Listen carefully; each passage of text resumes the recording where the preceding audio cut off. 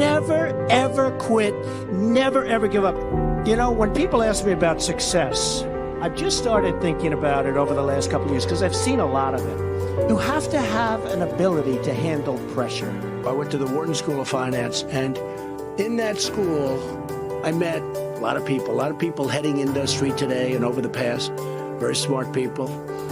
But I've watched some of the people grow. I've watched some of the most incredible, brilliant students, and they didn't make it like other people made it because they didn't have that drive. They didn't have that never give up ability. I don't know if it's an ability or if you have it, just you can't quit. And I've seen people quitting, and if they would have held out longer, they would have been successful. I've seen it so much. I've seen some of the most brilliant people in the world that never made it because they were quitters. One of the most important things, never, ever quit. Never quit. They were just quitters. They would quit. They just couldn't take it. They couldn't, whatever. One of the things about loving what you do is that it's not work, and therefore you don't quit automatically. It's a lot easier not to quit. But you can never give up. Now, you have to also have flexibility, though. You can't necessarily say, I'm never giving up, and you got to be able to weave and bob. You don't have to go through a concrete wall when you can go over it or around it or under it or something. You have to have flexibility. You have to always be able to change course a little bit, maybe always with that same goal, but don't quit. I've always believed in positive thinking. At the same time, I don't want to mislead. I also believe in aspiring, in terms of what you're doing, aspiring to protect against the downside. You can't just be this wonderful guy walking around everything's positive, because unfortunately that's not the way the world is. I was no different when I was 20 years old, believe me. I wanted to be successful. I wanted to get out of Brooklyn. I said, Pop, I love you, but I want to get out of Brooklyn. I love Brooklyn, but I want to get out. And I love those buildings. I looked from Queens and Brooklyn, and I'd see those big buildings, those big skyscrapers in Manhattan. I said, Pop, that's what I want to do. That's what I wanted to do.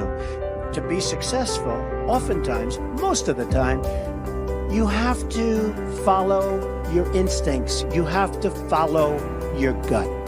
You have to. Your parents may say wrong, your whoever may say wrong, but you have to do it. Now, speaking of that, you've got to love what you do. And I've seen so many instances where people with great talent went into things that they didn't love, and they failed. I would always say to people, and I'd see people, and I'd say, you got to love what you do. Because you love what you do, you work harder. But it's not work. I just bought Doral. I was telling Jerry, I just bought Doral, 800 acres in the middle of Miami. Gorgeous. I'm so excited. I want to fix it up. It's sort of not so nice now. It's got the big tournaments, got everything, but it was run by Wall Street people.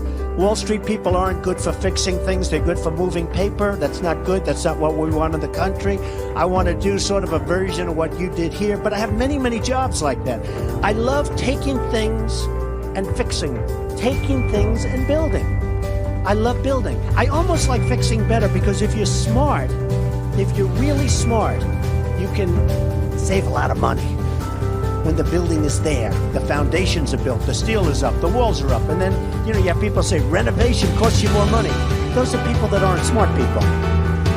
I know that for a fact you renovated a couple buildings here and did very well, that you could never, ever do if you had to build new. If you build new, I love that too. I do it both ways. But there's something great about the renovation project. So, you've got to love what you do. You've got to work hard. Never, ever quit. Never, ever give up. Because that's the other thing. I've seen people that are super genius, but they don't have that gut feeling. They don't have that stick-to-itiveness, that never quit. And I've seen people that almost made it and failed because they couldn't go that extra mile.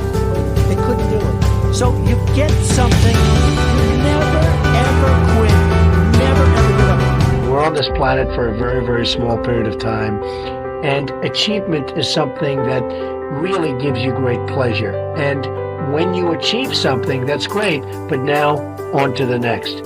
Very important, you keep going. So many people that have really hit big have gone against the tide, but you have to have great confidence in yourself. You have to be the right person.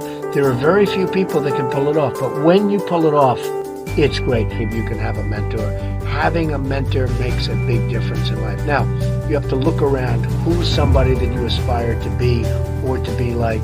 But having a mentor, it's really just a wonderful thing if you can have a mentor. I went to a great school. You know, when people ask me about success, I've just started thinking about it over the last couple of years because I've seen a lot of it. You have to have an ability to handle pressure because no matter how successful you are, I have many, many friends and enemies, a lot of enemies too, I don't care, but they're smart. I have a lot of enemies, and I've watched people and I've seen it. And people that can handle pressure and be entrepreneurs can be successful. Now, I have some friends that are really, really smart, but they can't handle pressure. In which case, they should work for somebody, do great, and have a good life. There's nothing wrong with it. Because I almost think that's an instinctive thing, the ability to handle pressure. Now, one of the things I tell people about pressure is, you know what, they said, how do you handle pressure? Who's had more pressure than me? Have I had pressure over the years? You have to remember, it doesn't matter. God matters, your family matters. It doesn't matter. And if you say it, I have some people, they say, I've got to be successful. I've got to be. They'll never be successful. It's too crazy. They can't think straight. Does that make sense? Does that make sense to you that was going crazy, standing up about your success, right? So you've got to be able to sort of say to yourself, nothing matters that much other than the real big deals with family, with your faith, etc. Okay. Always